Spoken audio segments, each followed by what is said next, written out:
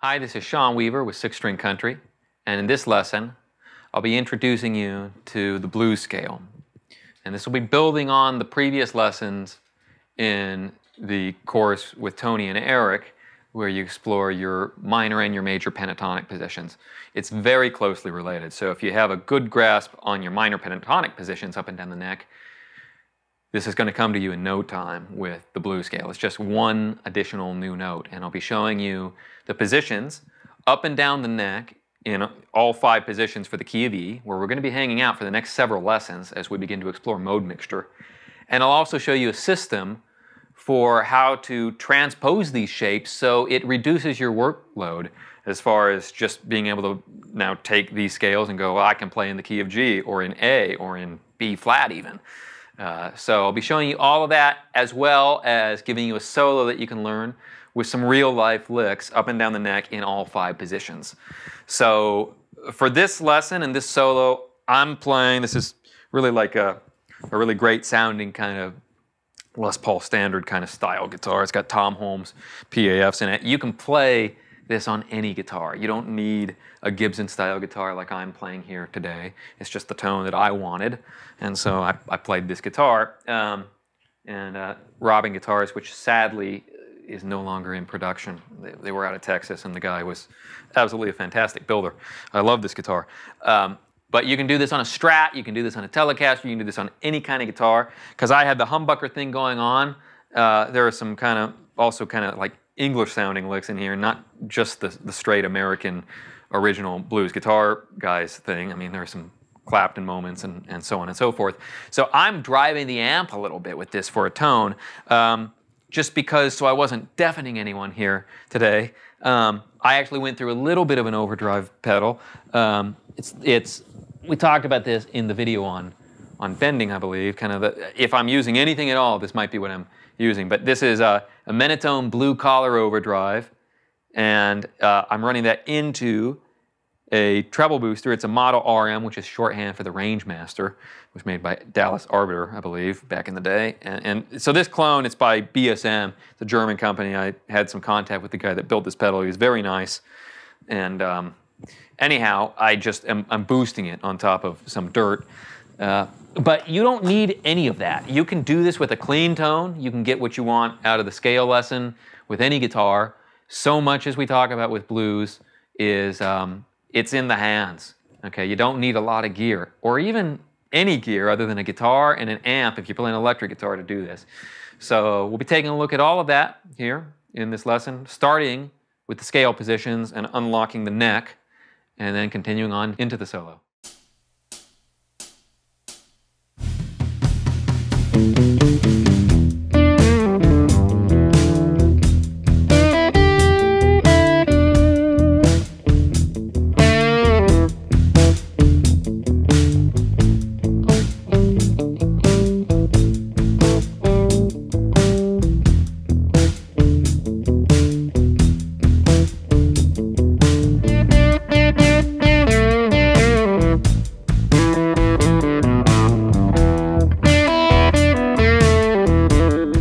In this solo, when we get into it, I'll be taking you through 5 shapes up and down the fingerboard for the blues scale. We'll be playing in the key of E. We're going to be hanging out in the key of E for a lot of the next few lessons, because I'm going to be taking you through concepts for building mode mixture, which is explained a bit in the previous course, and Eric talks about it, but I'm going to expand on some of the groundwork that he has put there for you, and we're going to be developing it even further.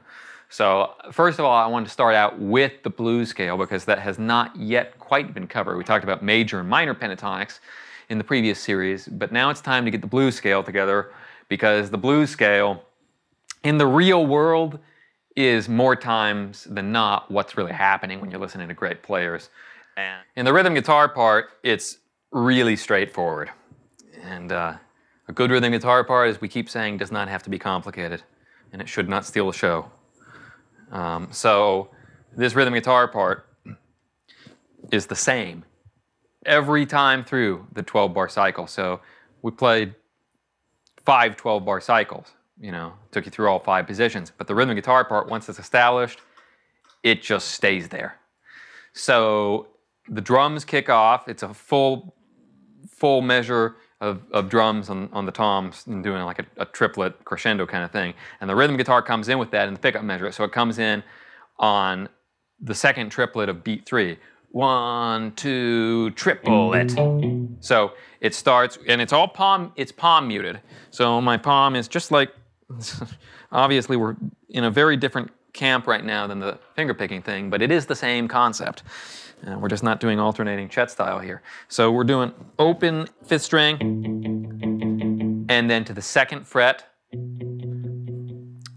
and then to the open 4th string, open 5th string, and then to the 3rd fret, 6th string. So that's our pickup. The approach is the same. So that happens all on the E chord, and when you go to the A chord, guess what happens? It's the same thing transposed. So it's A, and then A up the octave, 2nd fret, 3rd string, open 3rd string, that's the dominant 7th, open 4th string, 2nd fret, open 3rd string, 2nd fret on the 4th string. And just like that, like the E can be moved to the middle of the neck, the A could be moved there, and that'd be a nice sound too. So that's it. And now let's go ahead and play it at the metronome marking. 1, 2, triple.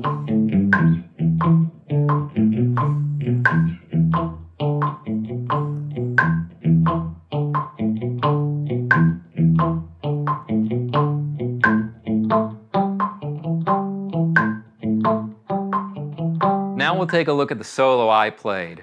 And the important thing to remember here is, as with all of these lessons, I wanted to give you concepts. But then if you just learn the concept and you don't have any licks to play with it or a solo to play with it, well, what do you do with it, right?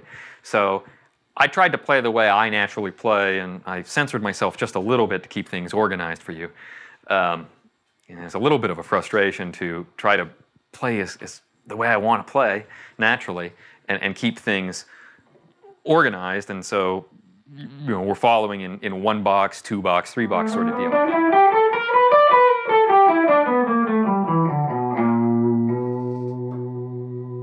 Nice and slowly for you even.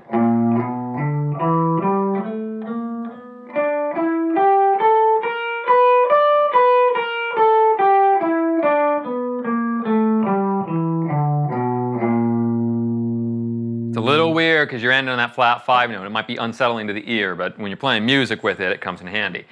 So we're going to start out here, 8th fret, 2nd string, and the 7th fret, high E string. Now we're going to be playing a couple notes at once. So we slide into the 8th fret on the 2nd string, and then we go combine that with the 7th fret on the high E string and get those 2 strings at once. And the trick here is to slightly bend up the 2nd string a little bit, like a 1/4 step bend. And I put the reference for you in the tab.